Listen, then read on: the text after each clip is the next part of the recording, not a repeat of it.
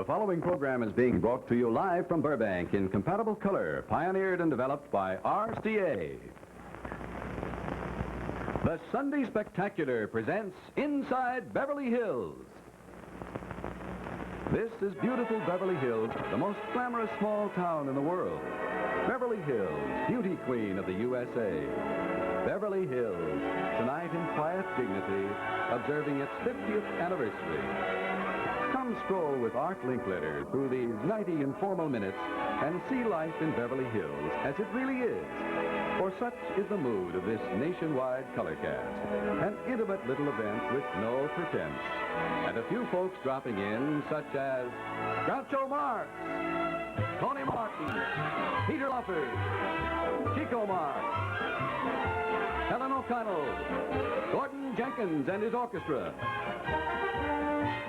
Rory Calhoun, Robert Cummings, Lorraine Day, Jimmy Durante, Leo Durocher, Samuel Goldwyn, Corinne Griffith, Harold Lloyd, Harpo Marx, Eleanor Powell, James Stewart, Cornell Wilde, Gene Wallace, Harry Ward. Stop!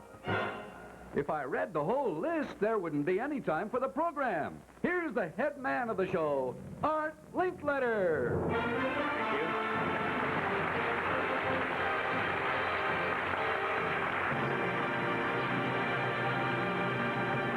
Good evening, everyone. As your Sunday night host on these spectaculars, I've had the pleasure of introducing many great stars of comedy and music and drama. Tonight, our real headliner among all the stars you're going to meet is a city, the glamorous city of Beverly Hills, celebrating its 50th anniversary. And what a town this is. You know that in the next year, there'll be 5 million tourists come to California, and most of them will wind up on Sunset Boulevard paying 50 cents to a little old lady sitting under an umbrella who's selling souvenir maps of how you get to the movie stars' homes. Now, in this next hour and a half, we're going to take you on a tour to some of these homes, except it won't cost you 50 cents. And in our case, the stars and their families will come out of their homes and chat with us. Stars like Jimmy Stewart and Jimmy Durante and Cornell Wilde and Bob Cummings and many others. Incidentally, speaking of this town, down here at the end of our speakers table is the man who started the whole thing, Mr. Burton Greene. 50 years ago, he bought the entire land and he planned to drill for oil. Went down 7,000 feet and ran into Rudolph Valentino. So it became a town instead of movie stars. And here is his honor, Mayor George Davis. And for those of you, down, Mayor, down. You see, a mayor is always ready with a speech. The minute his name is mentioned, he gets up to talk. For those of you who enjoy hearing mayors speak, I have disappointing news for you. There'll be no speeches tonight. But you know, His Honor and all of us here are very proud of our little town. It is a little town, only 4 square miles, surrounded by the hundreds of square miles of the city of Los Angeles. Now, Beverly, as you may know, is smog-free. No smog would dare to come into our town. It's restricted, you know. Uncle Sam loves Beverly Hills because what taxes he takes out of this place. The average of the 30,000 people who live in this town are the highest paid workers per capita in the whole world. Did you know that? We have people who have Jaguars to stand on while they wash their Cadillacs. And while many of them work in Los Angeles or Hollywood, when evening comes, they drive home to Beverly in their Brinks armored trucks. As a matter of fact, it's a name-dropper's paradise. I see a great pal of mine, a fellow citizen of ours who has had his headquarters in Beverly Hills for 16 years, occupied the offices held by Will Rogers before he did and his partner. Andy of Amos and Andy, Charlie Correll, right down there. Charlie? And one of our guests over there has got a newspaper spread out in front of him. I guess he's taking no chances on the caliber of our Naturally, he's the editor of the Beverly Hills Citizen, Bill Reeder. And he has, of course, a great town to write about. This is quite an unusual place. Do you know nobody can be born or die in this town officially? There are no hospitals, no cemeteries for humans. Of course, there are 17 dog hospitals because there are 20,000 dogs. And I don't know, that reminds me, there are 30,000 trees in the town. And these trees, like everything else, get the best care that money can buy. In fact, we have some of our tree surgeons here that are so rich They won't make house calls. You have to bring the tree down to their office. It's a very swanky place. There's a newcomer to Beverly Hills, the husband of lovely Lorraine Day, lovely Leo Durocher.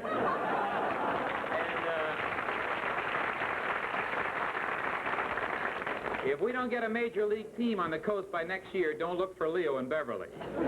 He'll be in Glendale. We have an empty chair right here, ladies and gentlemen, and this is one of the most important chairs in the room. I'll tell you about it later. And by the way, see, next to this empty chair is one of our motion picture pioneers, Corinne Griffith, who is one of our fine citizens in Beverly. Here's a name known all over the world, seated right in front of us, Mike Romanoff. And he has catered the entire affair. Mike? I'm going to tell you the calories were grand. Caviar as big as olives. Come to think of it, it's the first time I ever eat caviar with pits. Beverly is a home-loving community, ladies and gentlemen. There isn't a nightclub in town, but who cares? It's so wonderful to stay home with the kids. And wouldn't it be wonderful if some night the kids would stay home too? Well, anyway, speaking of Beverly Hills children, they are the very brightest. Chico Marx, what brings you here? I'm lost. Where do I sit? You are not lost. You are trying to sneak into this program, and you do not live in Beverly Hills. Well, it's a long show. I'll move to Beverly Hills. Well,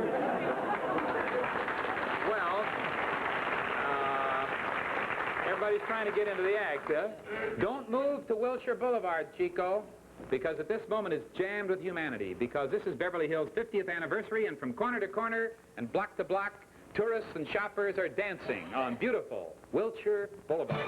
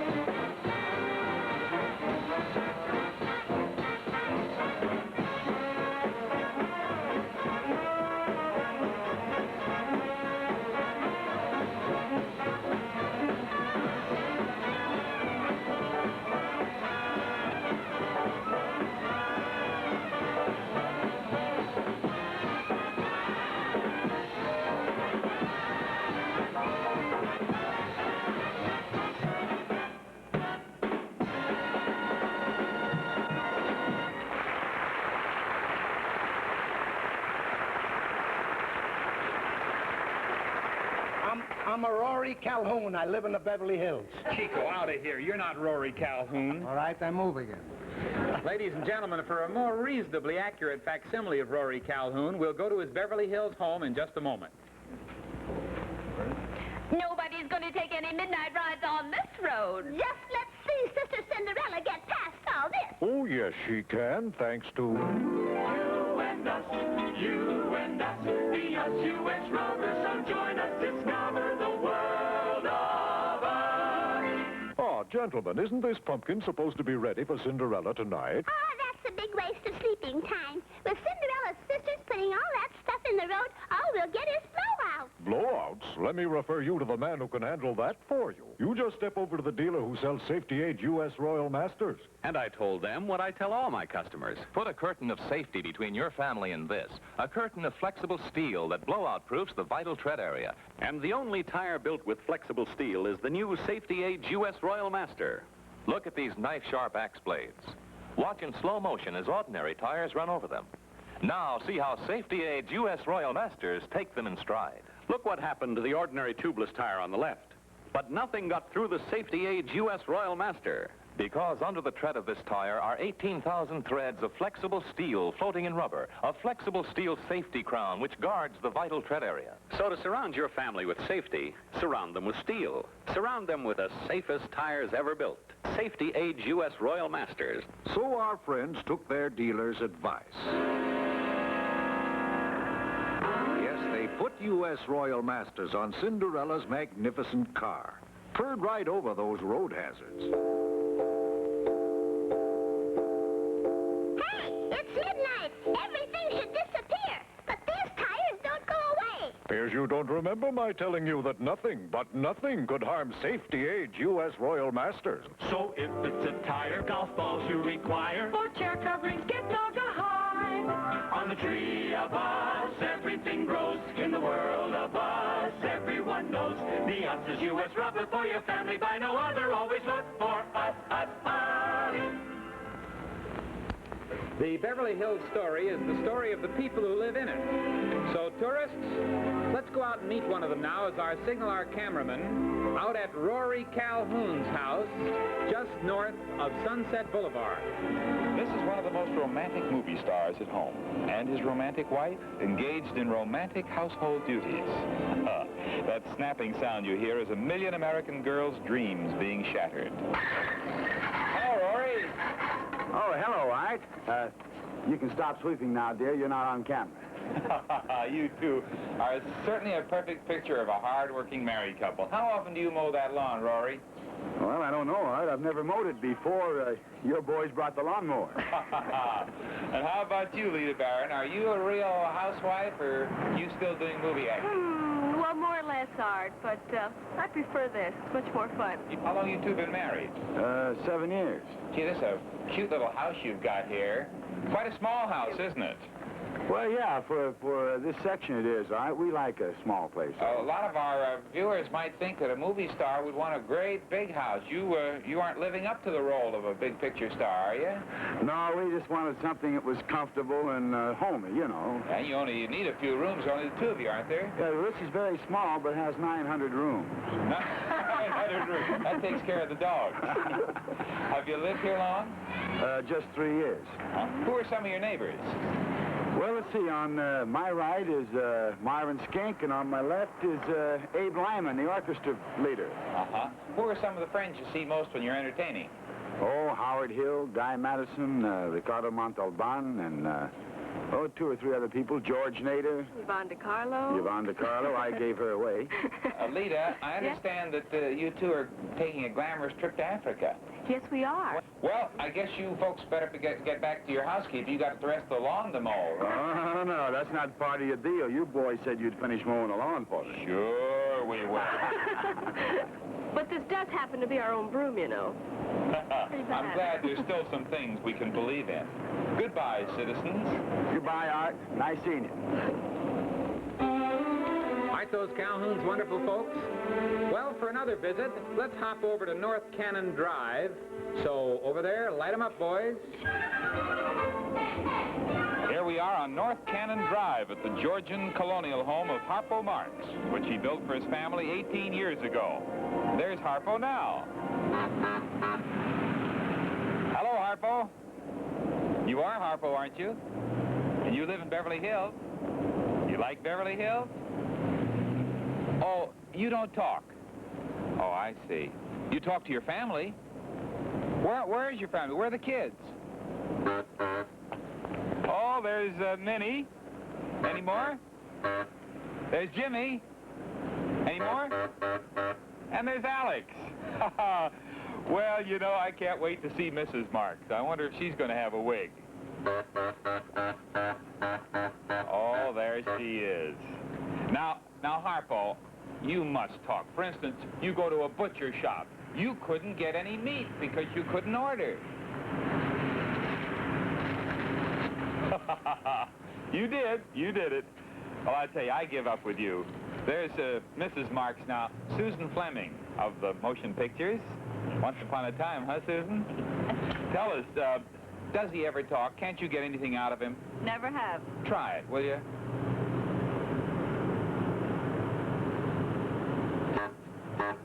Well, the kids must know what their daddy says. Alex, do you know what your daddy said? Oh. Well, Susan, what do you do as a family most of the time here in Beverly Hills? Usually pack for Palm Springs. Oh, I see. I understand, of course, everybody has a swimming pool. Do you have a swimming pool? Oh, sure. Uh-huh. Is it like any other swimming pool? Well, it's filled in with dirt. Why did you fill the pool in, Susan? Well, the cook kept falling in. Oh, very good reason. Who are your neighbors, Susan? Well, Raj Russell lives right behind us. Uh-huh. And who do you see socially for fun in the house? Oh, Roz and George Burns and Gracie Allen. Uh-huh. You see your famous brothers very often? Oh, very often. It's a very close family. Yeah. Where's Groucho right now? He's probably floating around Beverly Hills. He loves to walk.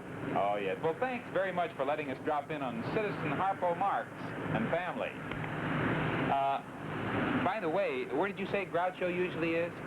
Well, he'll be down the village. He's called the Squire of Beverly Hills. Well, goodbye. Bye.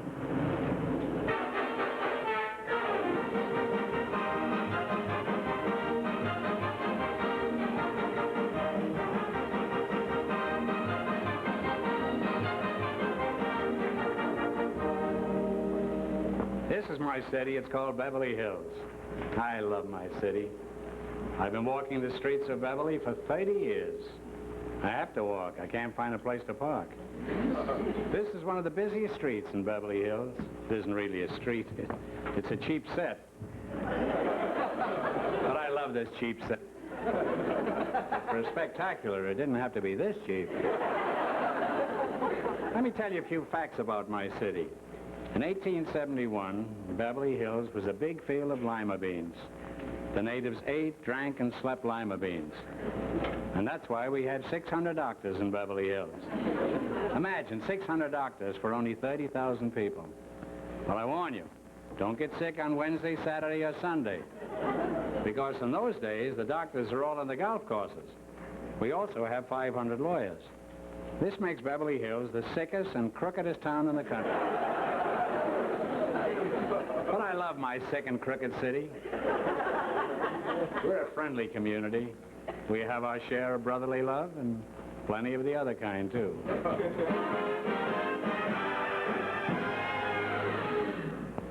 This is the other kind. Hello, Mr. Marx.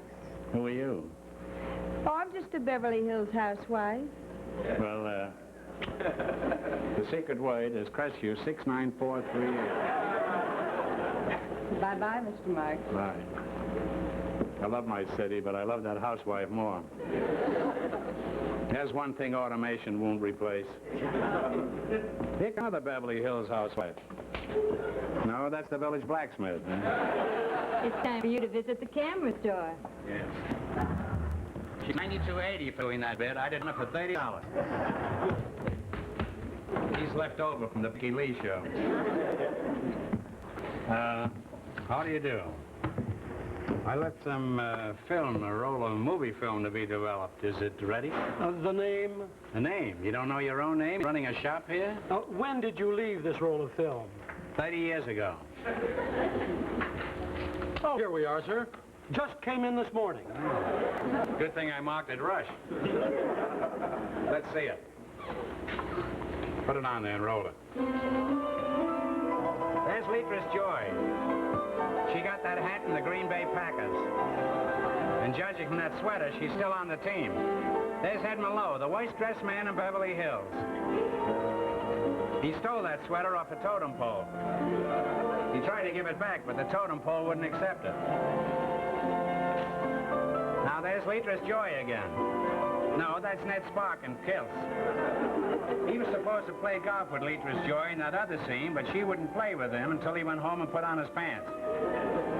There's Mary Pickford. No, that's Lon Chaney, right after he reached the third plateau.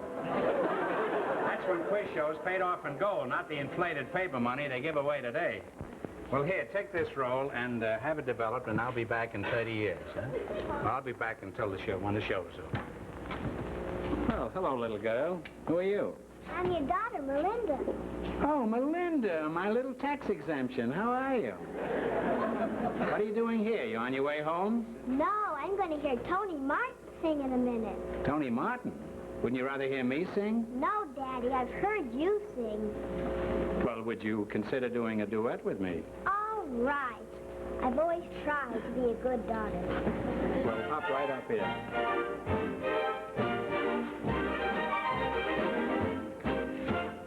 Anything you can do, I can do better. I can do anything better than you. No, you can't. Yes, I can. No, you can't. Yes, I can. Yes, No, you can. No, you can. No, you can. anything you can be, I can be greater. Sooner or later, I'm greater than you. No, you're not. Yes, I am. No, you're not. Yes, I am. Yes, No, you're not. No, you're not. No, you're not. I can shoot a sparrow with a bow and arrow. I can get a sparrow with a bow and arrow. I can live on bread and cheese. And only on that? Yeah. So can a rat. Anything you can sing, I can sing louder. I can sing anything louder than you. No, you can't. Yes, I can. No, you can't. Yes, I can. Yes, No, you can. No, you can. No, you can.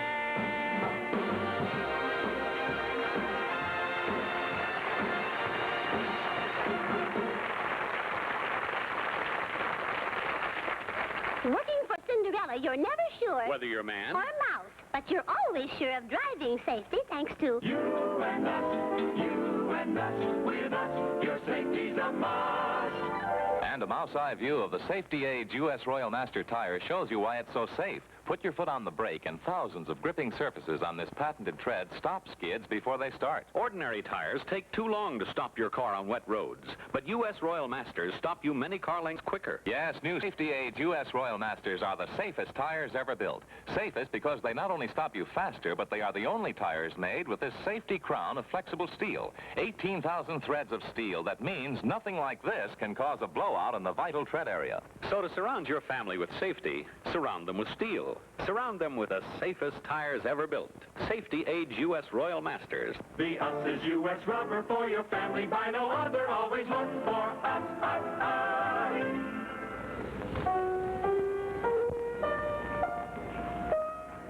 Late one night last year, the imagination of two songwriters in Beverly Hills produced a few simple notes and words that would capture the imagination of the whole world, sent from their hearts to the hearts of everyone by messengers like Tony Martin. Love is a many splendid thing. It's the April rose that only grows in the early spring. Love is nature's way of giving, a reason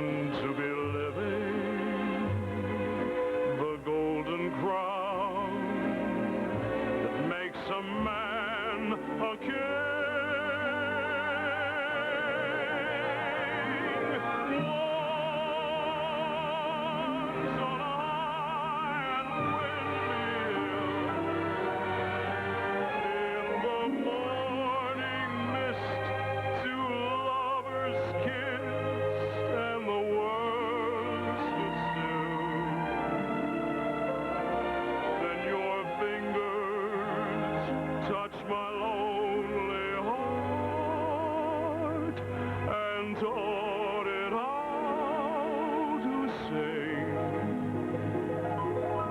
Yes, true love's a many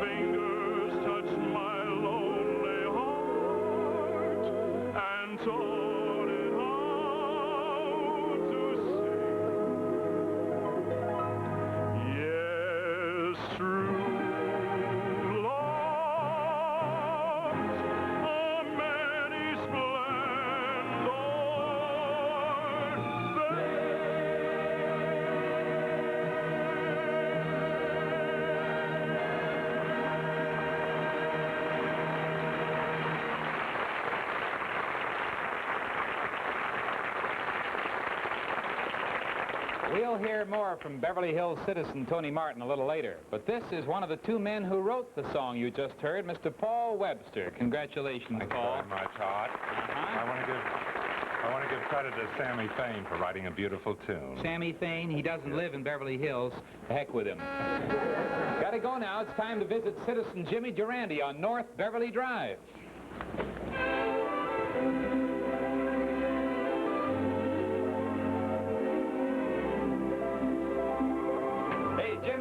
Jimmy, this is Art Linkletter on the Beverly Hills 50th Anniversary Compatible Color Spectacular. Compatible? How are you, Art? You love that, don't you, Jimmy? Boy, if it's compatible, I know it's bad. I know that you're a single man living there in the middle of Beverly Hills, but doesn't it get kind of lonesome living by yourself? Lonesome? Just a minute. Come on out here, fellas. Oh, boy, you may not have any family, but you got a lot of friends. Well, you know, this is Eddie Jackson, Jules Bafana, my pianist, Jack Roth, my drummer, and Louis Cohen. Who are they? Who are they? Why'd they come to be here? Well, you know, they came in yesterday for a cup of coffee. They found out where the steaks were, and they're still here. Real freeloaders.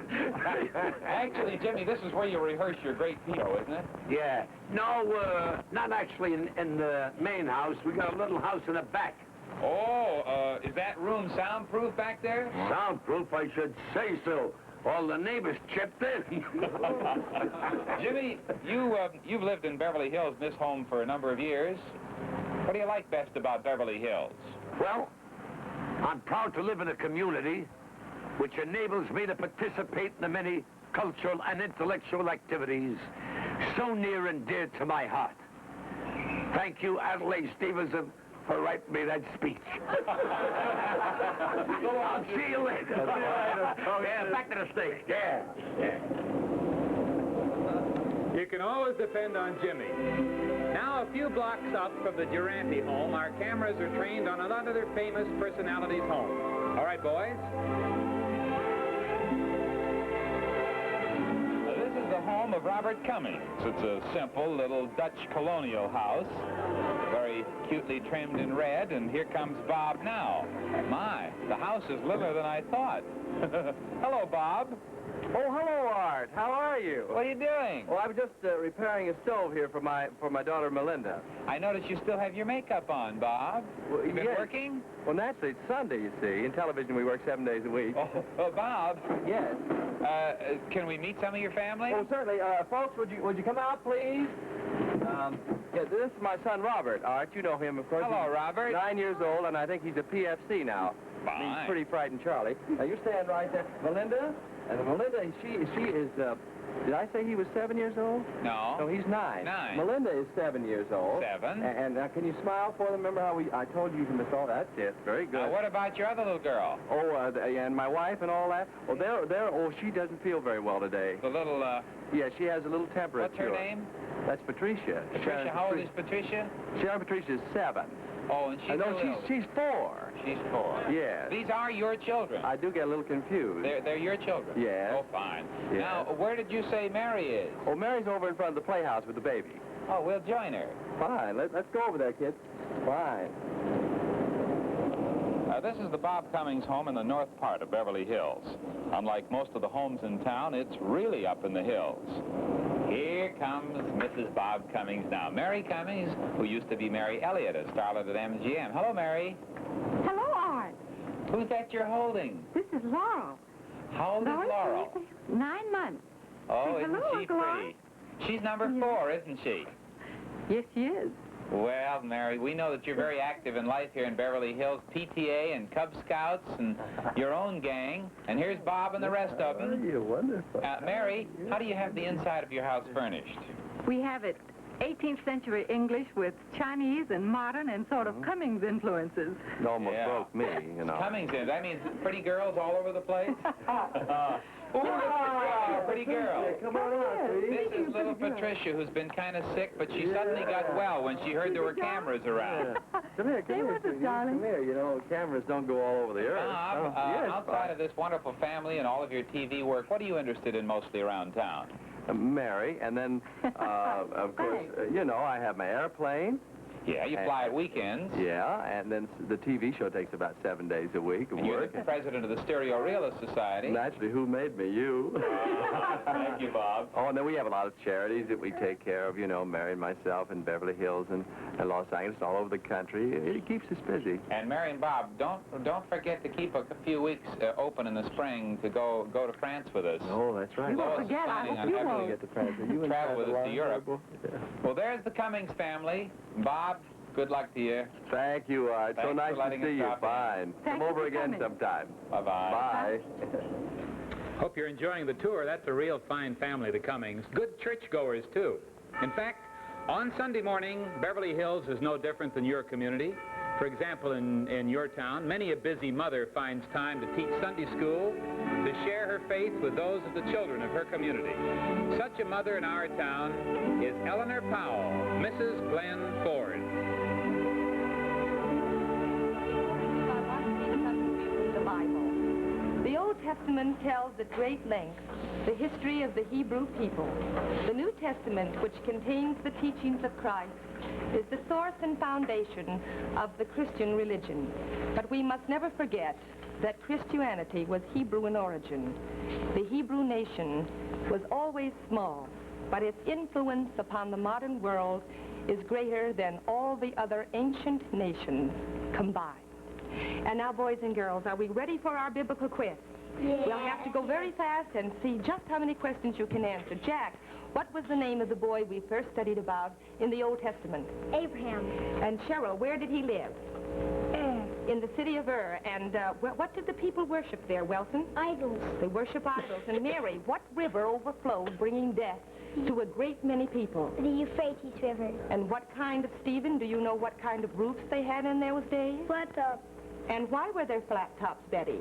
Because they could look down and worship the gods. That's perfectly right. Jack, tell me, what was Abraham's father's name? Abraham's father was Terah. And did Terah teach Abraham to worship idols?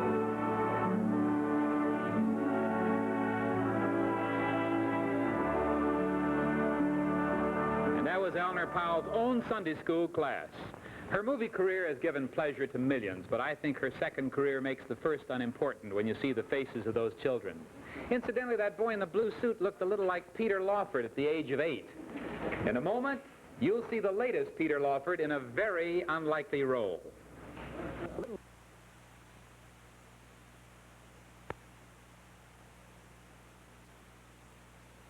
Do you recognize this lady? She's the most valuable person in Southern California. She's a tourist, and her name is? Mrs. Mabel Taylor. And where are you from? I'm from Toronto, Canada. Well, isn't it fun to sit here with such stars as Mr. and Mrs. Durocher? It certainly is. They're real old-timers. How long have you lived in Beverly? About 3 years, Art. Your roots are deep, deep.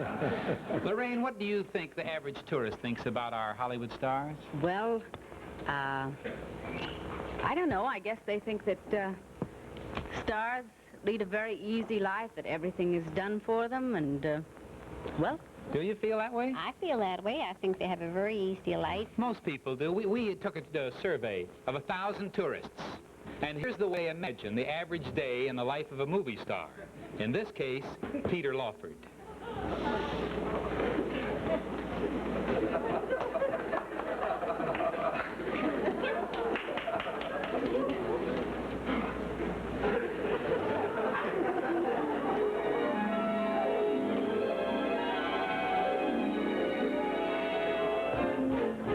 Twinkle, twinkle, my dear star, you're the greatest, yes you are.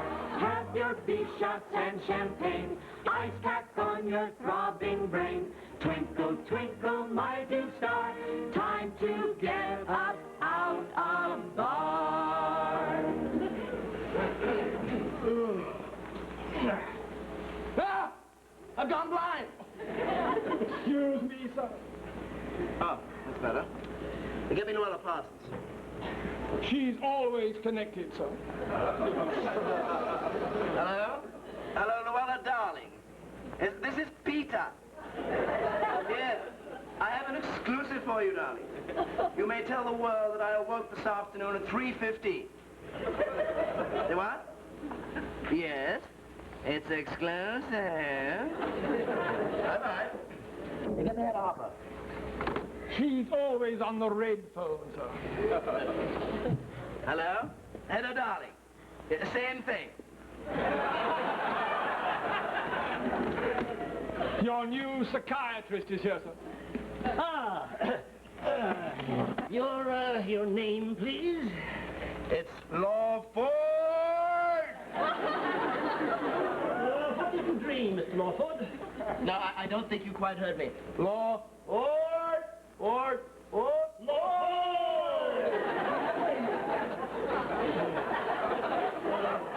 What did you dream, please? No, I had the most terrible dream. I dreamt I was an ordinary person, making $20,000 a year, living in an ordinary house of perhaps 8, 10, 15 rooms, and there were only 2 cars in the garage. It was ghastly. Doctor, what does it all mean? You hate your mother. Doctor, when do you want to see me again? Any day except Wednesday, Saturday, or Sunday. Because on those days, his psychiatrist goes to see his psychiatrist who's playing golf. Cigarette? No. I want king-sized cigarettes.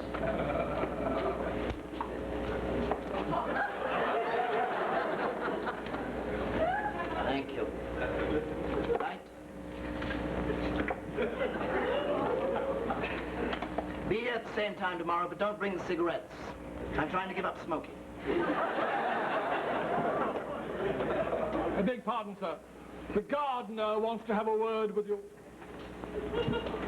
My only contact with the lower set. Hey,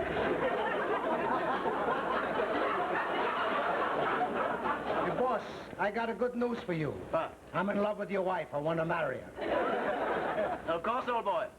See my lawyer, he'll handle all the details. You handle the details, I handle your wife. The studio is calling, sir.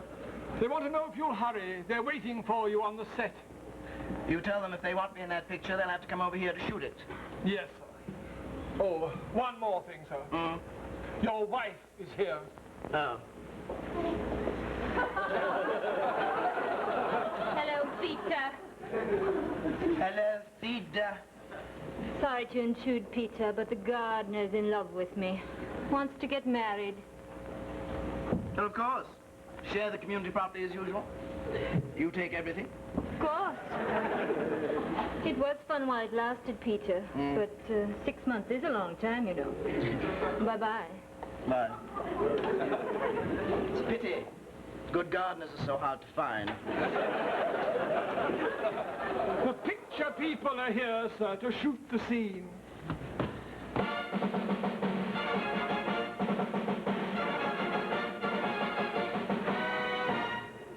Peter, you are the greatest actor in the whole world. Yes, I know. We now get ready to shoot the big love scene. Camera, And now make a nice love to the big dame. A big love to the dame, excuse me. I love you dreadfully. I love you dreadfully. Now that's enough of this. I'm terribly tired. What a scene. What an actor. This picture going to sell plenty popcorn.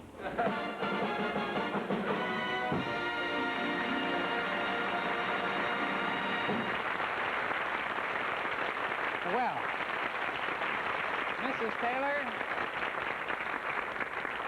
now, you see, that's the way the tourist thinks. You don't believe that's really true, do you? Well, I think it's a little exaggerated. Well, I'll show you how exaggerated it is. Peter, could you come over here and meet Mrs. Taylor from Toronto, Canada? Stand up, Miss Taylor. Here he comes. Hello, Pete. This is Mrs. Taylor. How are you, Miss Taylor? Now tell her the truth. Now, please tell the people back home that Chico Marx is not my gardener, and I don't have a psychiatrist. As a matter of fact, you don't have a king-size cigarette girl either, do you? No, I'm afraid not. And he lives a pretty rough life. You know, I was out the set the other day watching him make a picture. They were really working you. Well, I had 2 hours of fencing, 4 hours of riding, 3 hours of tap dance. And then forget the big fight scene. I'll never forget it. That great big bruiser? Yeah. You had to learn judo. He grabbed you around the throat. He threw you down like this. Yes. You're overacting. He's sitting in Leo's lap pretty soon. It's our line, please. The tourist gets here. You see, Mrs. Taylor, today stars do everything. That's the line.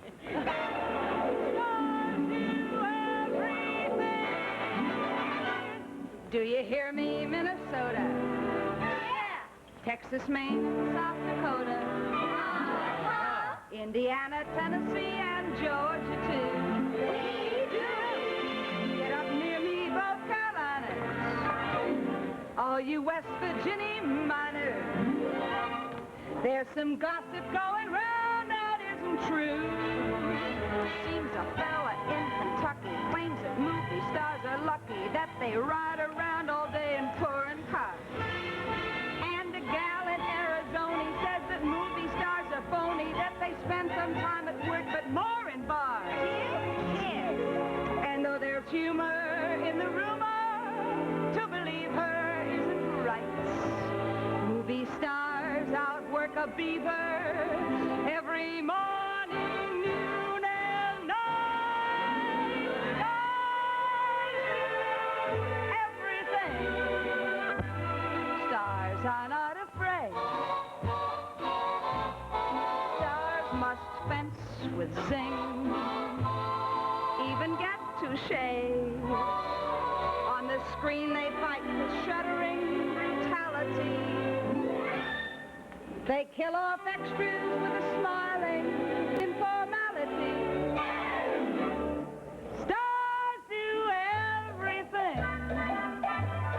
Ride the wildest horse. Let the bullets sing. They stay right on course.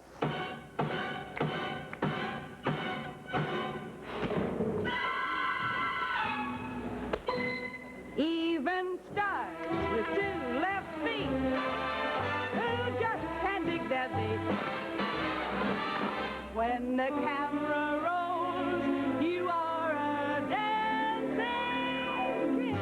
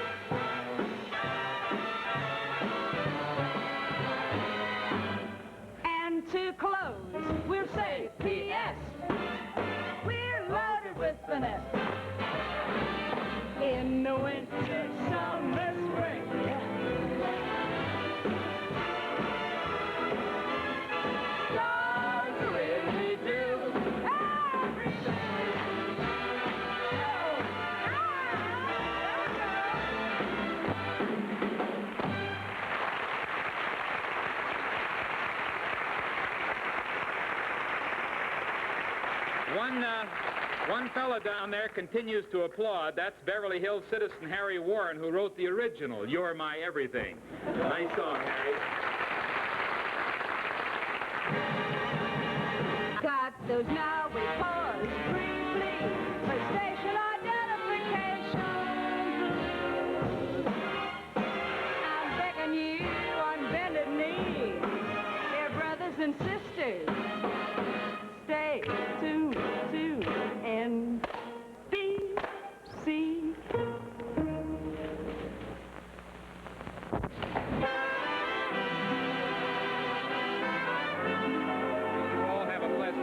For station identification.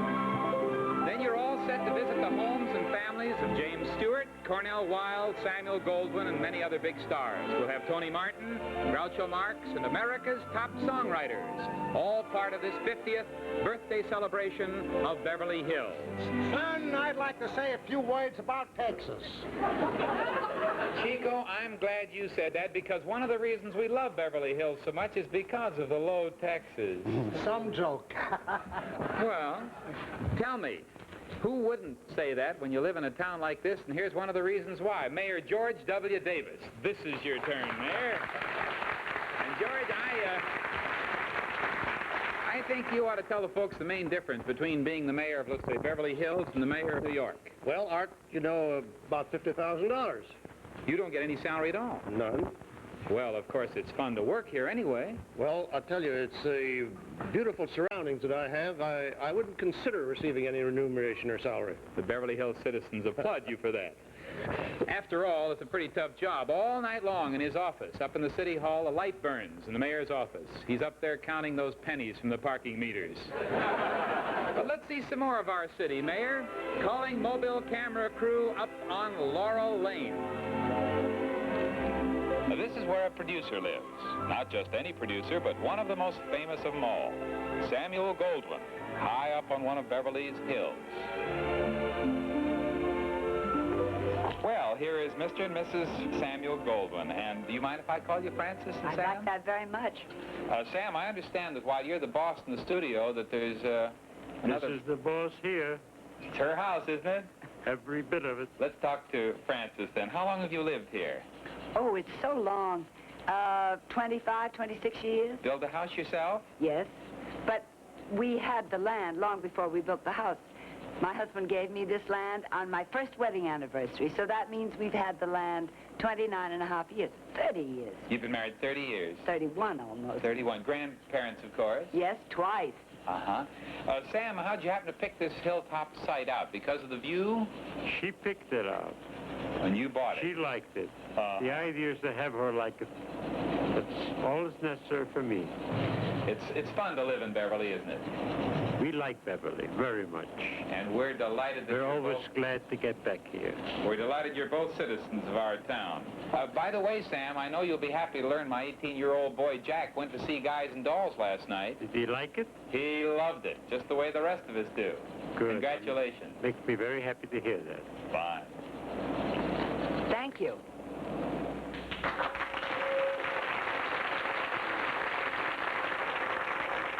Her eyes are beautiful, beautiful, beautiful.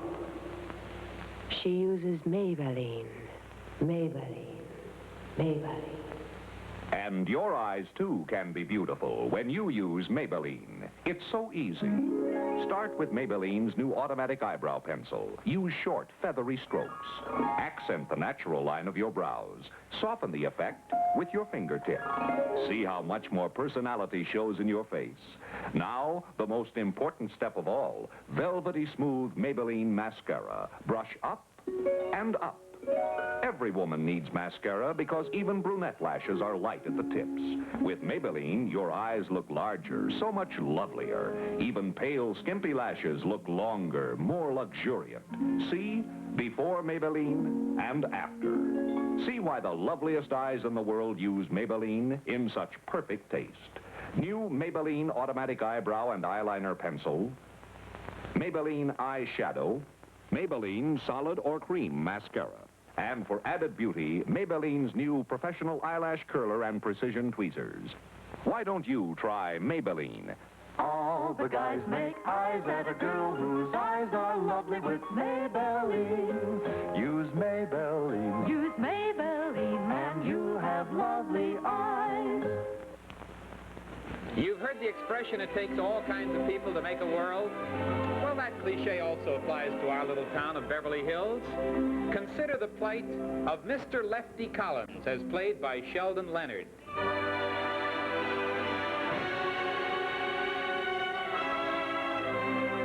Good evening. It would not be enough for me to say that this is my city and I love it. Be more to the point for me to say that this is my city and you can have it. To elucidate, let's go back to the day that I come to Beverly Hills looking to buy a house.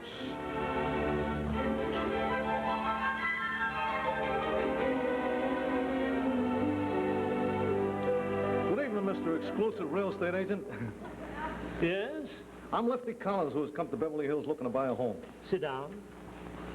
Now, you know Beverly Hills. One just can't come in and buy any house. We try to fit the family to the home, so to speak. Oh, I didn't know that. You know what I mean. Ein fauler Apfel speckt 100 an.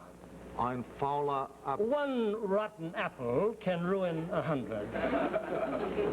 I don't think I like being referred to as a rotten apple. I'm not saying anything derogatory about you. I don't know you. From the way you talked, I thought you did. Now, Mr. Collins, I don't have to tell you the code of Beverly Hills. Everyone knows we try to keep our people happy by having those in the upper brackets live apart from those in the lower brackets. Well, of course, that's the only possible way to live. I certainly wouldn't want my wife to find out that she's not welcome when she goes next door to borrow a cup of champagne. Then if I were you, I'd look in Brentwood. Look, Mr. Exclusive Real Estate Agent, I don't think you're getting my message. I want to buy a house in Beverly Hills. Money is no object.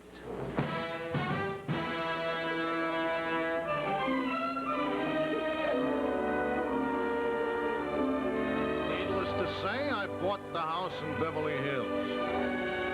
It's right next door to the home of one of the most prominent movie stars in the racket, so naturally it behooved me to make the acquaintance of my distinguished neighbor at the earliest opportunity.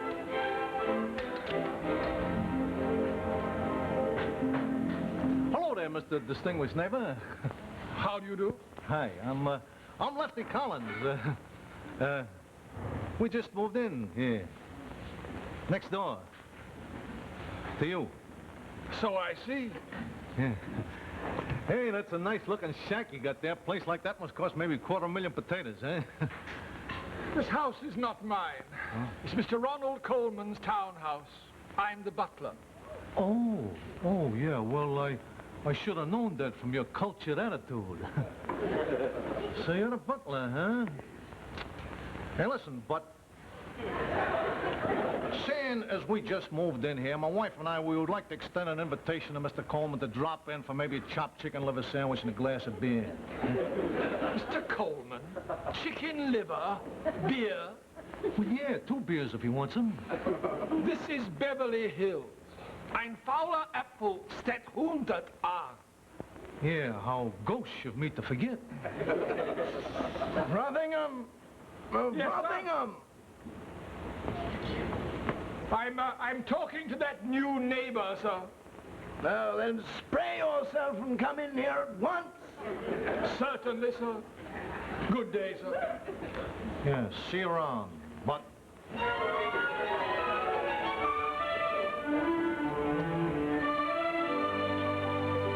Yeah, this is my city, and this is my kid.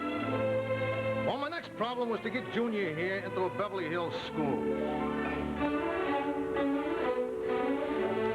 I'm sorry, sir. It's against school policy to allow your son to park his Mercedes-Benz in the same parking lot with the Cadillacs and the Imperials. He must park in the foreign car lot. I'm so sorry, dear. Yes? Hello, Miss Principal of a Beverly Hills school. I'm Lefty Collins, who has just moved here from Las Vegas, and I'd like to get Junior here into the school. You mean you wish to matriculate?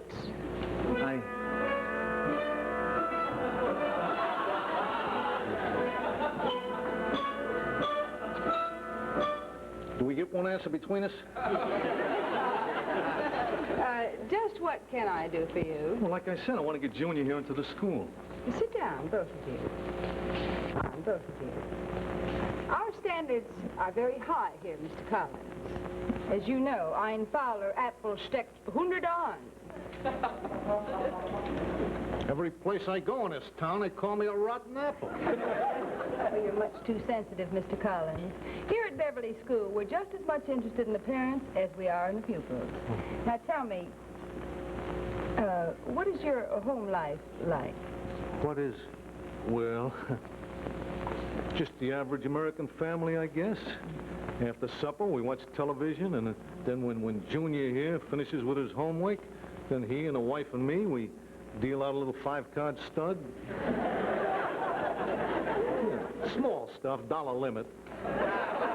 Don't want to corrupt the kid, you see. Just the average American family.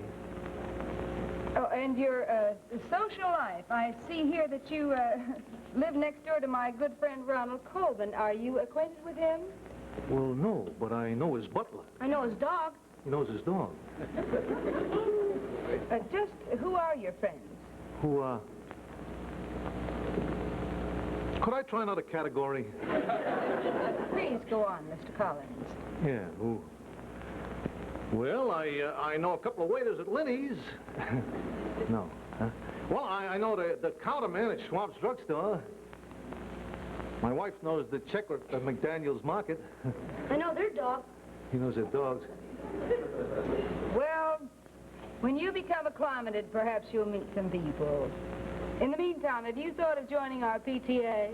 PTA? Is that on the Attorney General's list? PTA, Mr. Collins, is the Parent Teachers Association. Oh, well, in that case, we ain't eligible to join because, you see, we ain't the parents of any teachers. Just this one kid here, that's all. Well, you run along now, and we'll have one of our investigators visit your home. We like to know how our pupils and their parents live. You know how it is. Ein Fowler Apfel steckt 100 on your fathers. That bum's never gonna make it.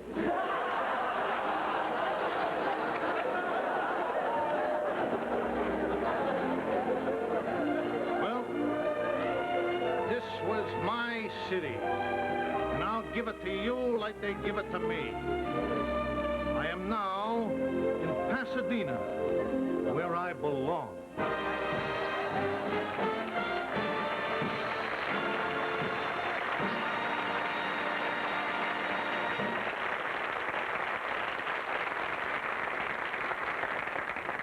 There's always somebody willing to turn an ash can in Beverly Hills. All right, tourists, let's go visiting again up on Hillcrest Road. This is the home of Cornell Wilde and Jean Wallace, otherwise known as Mr. and Mrs. Cornell Wilde. Now, actually, it isn't their home. In front of the house are 14 bushes, 6 trees, 4 people. Let's talk to the people. Hey there, Cornell. Hey, Cornell. Hello, Art. Hi, bet we surprised you dropping in on you and eavesdropping on Sunday afternoon. Sure. We always have cameras and microphones on the lawn every Sunday afternoon. Well, actually, we'd like to meet the whole family. Would you have them come on up Sure. back there in the lawn? I see your beautiful wife, Jean Wallace, and who are the 2 boys, Cornell? Patty and Jeff. How old are you, Patty? 12. And Jeff? 10. And Jean, don't you have some more in the house? Yes, 2 more, but they have the sniffles. Girls or boys? Girls. Girls. How old are they? 17. Well, that's my our sister, ward. who is our ward. Oh. And our daughter, Wendy, 12. How long have you folks been living in Beverly Hills, Cornell? 5 years, about. Aren't you a den mother or a pack leader or a wolf mother or something? I'm a den mother, Oh. Den 3. Also handicraft chairman for PAC 77, and on the executive board. I'm very busy. My. Who are your neighbors, Jean? We don't know. Why? Just moved here? One has just moved in, the others we just don't see very much of.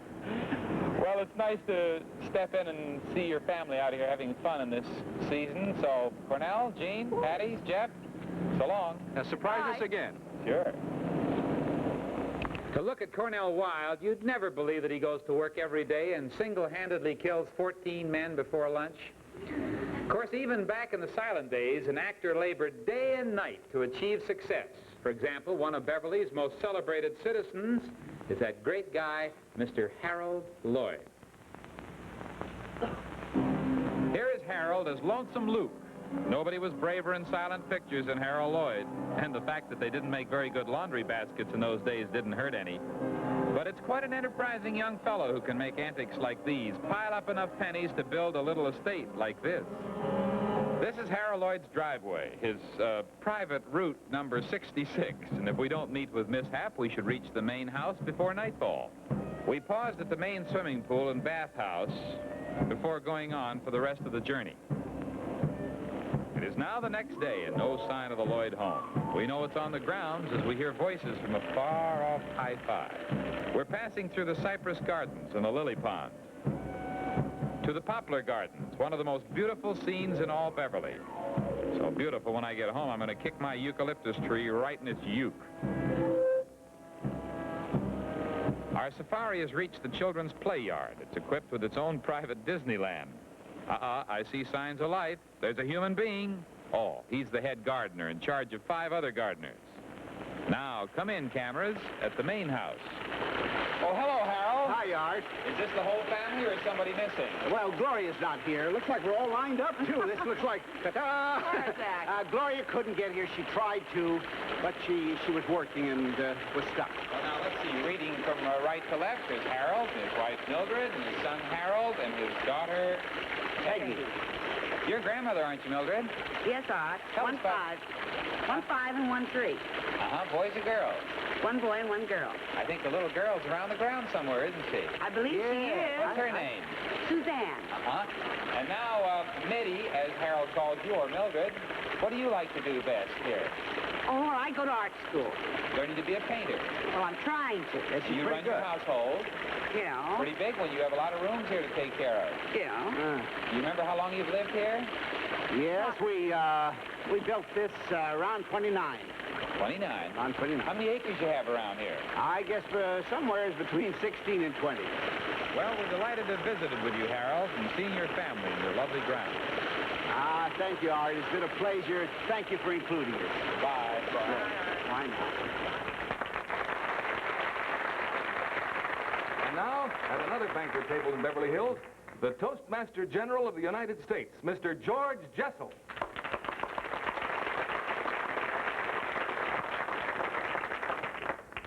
Thank you, thank you. And first, a word about the chicken served here tonight.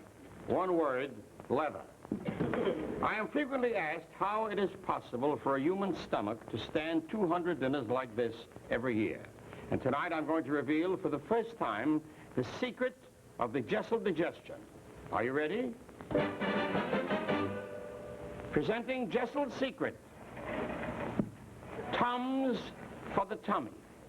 You see, if all this food upsets my stomach, I simply take 2 of these wonderful Tums, and the result is I feel fine.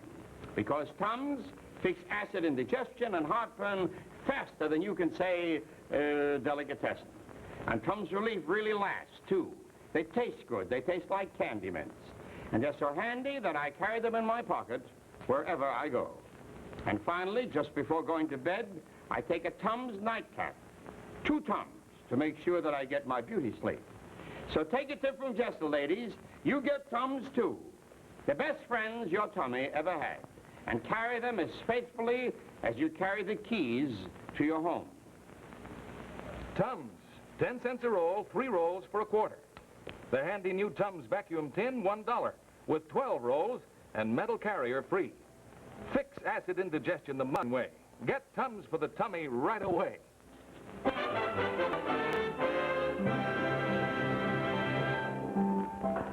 Beverly Hills is the home of many of America's most famous songwriters, so we want you to meet a few of these E-flat tycoons, leading off with Maestro Gordon Jenkins.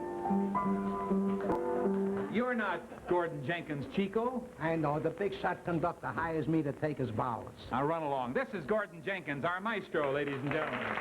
Yes, sir. Here he is. Gordon has written such songs as San Fernando Valley and Manhattan Towers. And right now we have some other fellas sitting out there. Tony Martin, Helen O'Connell. Come on over and join me. We'll introduce a few of these people. Sing some of their songs. Where's Wolfie Gilbert? Stand up, Wolfie. He's the dean of our Western Tin Pan Alley, the head of the ASCAP on the coast. And he wrote a song that went like this. Join that shuffle and crawl. Hear that music and song. It's simply great, mates. Waiting for the levee, waiting for the Robert E. Lee. Oh, there's Johnny Greene, MGM's musical director, and the man who's written a whole lot of songs. Helen, how about giving us an example? Oh, his most famous one. My heart is sad and lonely. For you I pine, for you, dear. Oh, that's a lovely song. Why haven't you seen it? This is...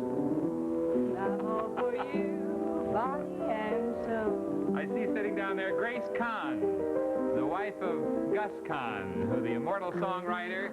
She's a songwriter, too. And, of course, Tony Martin sings your husband's love song as his theme. Tender eyes that shine, they will light my way tonight. I'll see you in my dreams. Where is Harry Ruby? The team of Kalmar and Ruby. And what were those three little words, Helen? Three little words. Baseball. Oh, what I'd give for that wonderful phrase. To hear those three little words. That's all I'd live for the rest of my days. That's a good song. Milton Agar. Where's Milton? He asked a musical question, and this made him famous. I wonder what's become of Sally, that old gal of mine. Real nice, Tony. Joe Myro. Where are you, Joe? Well, he immortalized a real old-timer on the East Coast. How'd it go, Helen? On the boardwalk in Atlantic City, we will walk in a dream. On the boardwalk in Atlantic City, life will be peaches and cream. Once upon a time, I went to a motion picture that was not scored by Victor Young over there. Star above knows the one I love, sweet Sue, sweet Jenny. Ira Gershwin. Ira Gershwin, stand up there, will ya? He wrote one of Tin Pan Alley's all-time love songs. Tony and Helen, let's all do it together. You too? Yeah, me, too.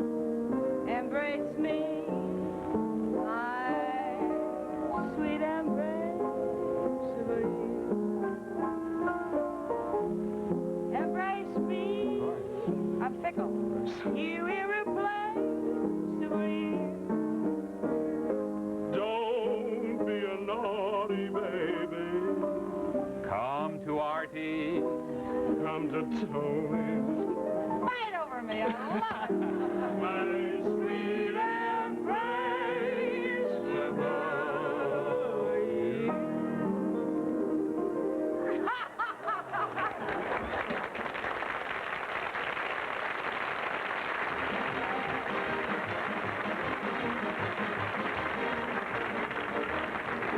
Yes, this is my city, and I'm happy to be a part of it, even though it's the smallest part in the whole show. Hey, you look like a fella who used to be my brother. I don't think I got your name. No, I got my name. I think you're pulling my leg. Yeah, just to get him even. Well, would you mind helping me push this camera store around? I'm sorry. I gotta go to the golf course and lay down in the sand trap. Sand trap? Yeah, you see, it's a Sunday, and that's when I see my psychiatrist. I'm sure I used to know him. If I'm not mistaken, we both had the same mother. Don't push that camera store around. That's a woman's work. This is a tough town. Someone's always pushing a camera store around. That kid's certainly crazy about show business. Is my film about Beverly Hills ready? It's in the machine, sir, ready to go. Well, this is Beverly Hills Confidential. Real inside stuff. Would you mind running it? Certainly. This is Fido's, the fashionable shop for the fashionable poodle. That's Sir Cedric Hardwick bringing his pup in for a haircut. And that's more than Sir Cedric can get. That's Alice Scott with him. She's a dog columnist for the Los Angeles Examiner. That's a miniature silver poodle. Not the big one, that's Marie Windsor. That dog was bred by Randolph Scott's mother-in-law's dog while he was in Mexico on location. How's that for a juicy bit of information? Give him a good clipping now, Marie. Oh, Marie. Oh, that'll cost $9. I should never have done that.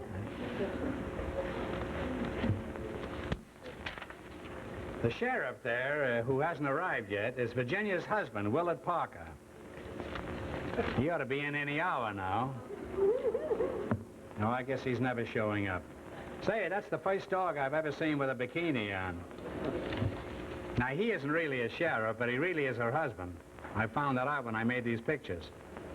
That dog is worth $25,000. There's a Scotty down the street trying to marry him for his money. You notice Willard Parker has a gun. Later, when he gets the bill, he can shoot himself. Put it on, Willard, put it on. This is Drucker's barber shop. And that's Drucker flipping the pages of his appointment book. He's also overacting. Here comes the schnook now. Oh, yes. This is the most exclusive barber shop in the country. That's George Rapp from the first chair. I always knew he'd get the chair.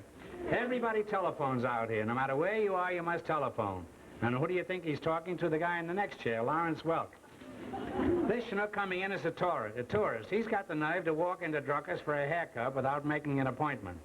Last week, the Prince of Monaco came in without an appointment and said, has anybody here seen Kelly? And they threw him out. That's Drucker flipping the pages of his appointment book. He's also overacting. He says you can come in 2 weeks from Thursday at 7 a.m. if your beard isn't too tough. Well, back to the cornfield, sucker. This studio adjoins Beverly Hills High School, which has an oil well on the campus that brings in 1,500 barrels a month. No oil, just 1,500 barrels. Isn't it a beauty? Now wait till you see what's coming up next.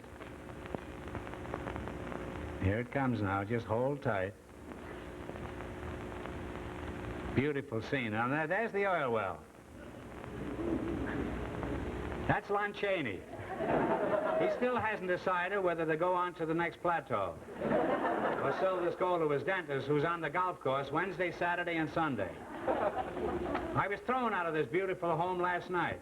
I told him Groucho sent me, but I'll make it tonight. I must. I live there. Goodbye.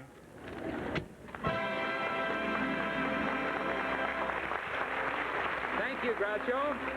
That's a beautiful home you have there. And now, from the underprivileged district of Beverly, we go to swank and beautiful North Roxbury Drive for another visit. This is Roxbury Drive on the fashionable west side, although all sides are fashionable in Beverly Hills. And this is the 30-year-old home of citizen James Stewart and family. Say, Jimmy Stewart. Hi. Oh, hello, Art. You got quite a gang there. Do you know who they all are? Let's see. Ronald, Michael over here, Kelly. Kelly's hiding her face. Yeah. And Judy. Who's also hiding. And my wife, Gloria. Well, now, where have you been as a family today? We've been to church. Which church do you go to? That's the Beverly Hills Community Presbyterian Church. And I understand, Miss Stewart, that you do a little work there. Yes, I teach Sunday school, Art. Some of your own children in your Sunday school class? Yes, these two.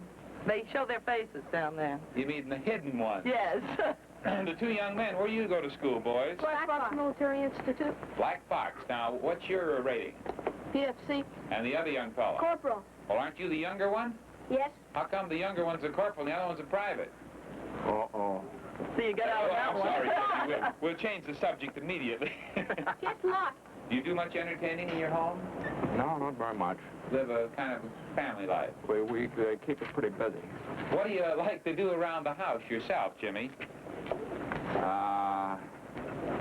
you have any idea, young fellow, what your dad does? Plays with my airplanes and breaks them. Oh, fine. A real do-it-yourself. Yeah. Undo-it-yourself man. Mrs. Stewart, specifically, what help is Jimmy around the house? Oh, he, Oh, honey, say anything. I know there's something. I know there is. There must be something, Jimmy. Yeah. He gets up in the morning, dresses himself. Good. This is embarrassing. I know there's something. What's the family going to do now, Jimmy? We're going to the movies. You consider that movies are your... best entertainment. Ah, yes. In that case, we'll run along. Thanks for letting us drop in. Bye. See, the Stewarts are just like any other average family next door that make $400,000 or $500,000 a year. In a minute, you'll find out about this empty chair and why it's at the speaker's table.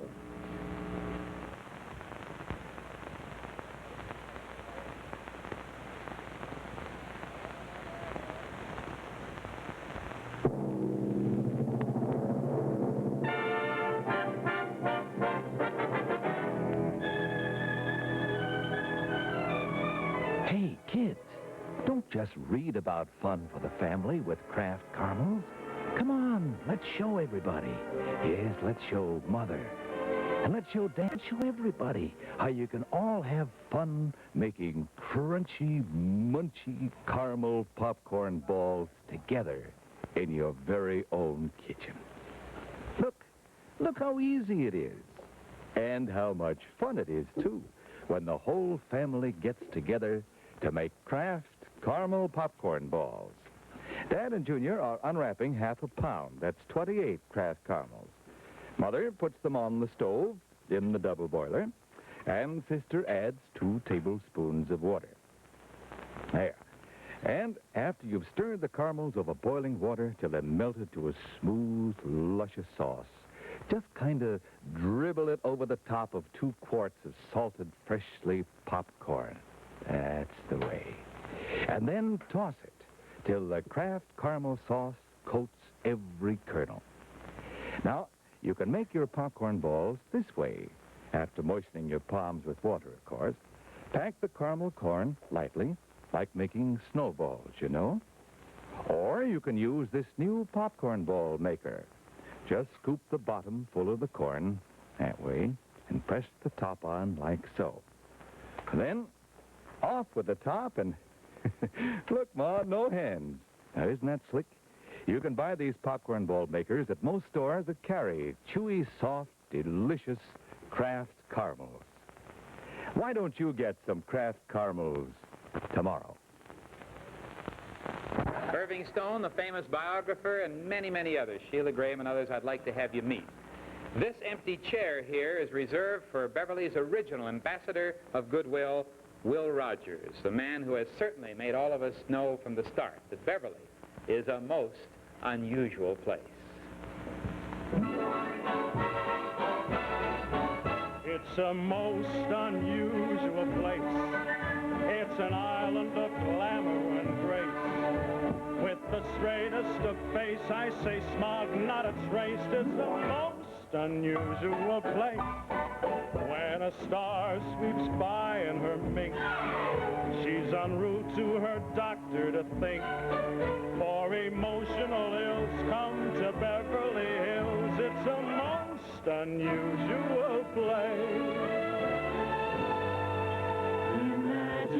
Imaginations are byword. It makes our city grow skyward. If you have enough money, one can live cheaply and true. Lovely to look at, delightful to live in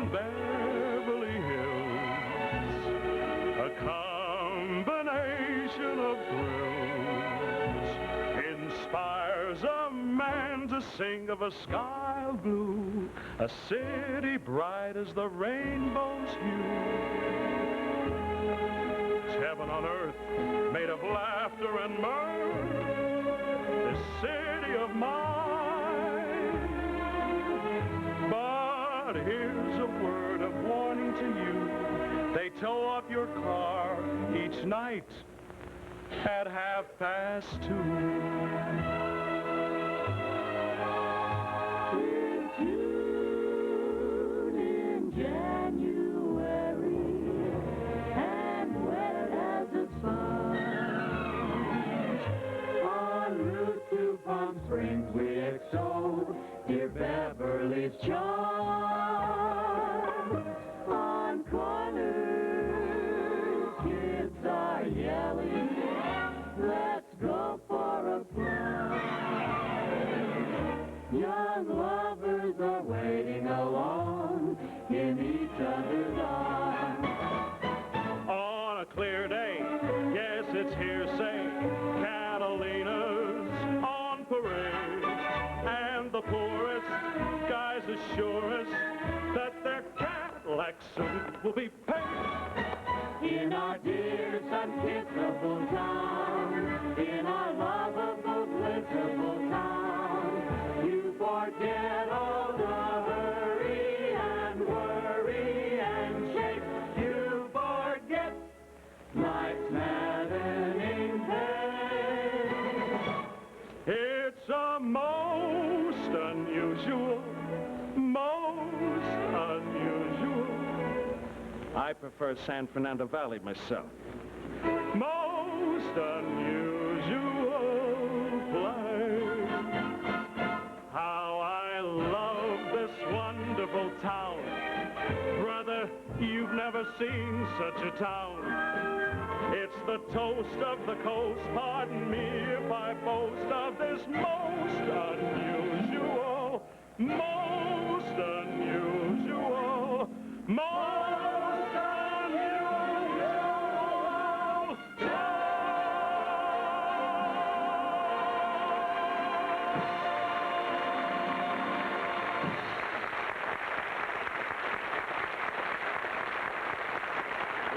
Inside Beverly Hills. Hope you enjoyed it. Thanks for being with us. I'll see you 4 weeks from today on the next Sunday Spectacular, a Max Liebman production starring Imogene Coco, Tony Randall, and many others. Don't miss the Festival of Music tomorrow night, produced by Saul Hurock, narrated by Charles Lawton. What timing! I see my limousine is waiting, so goodbye.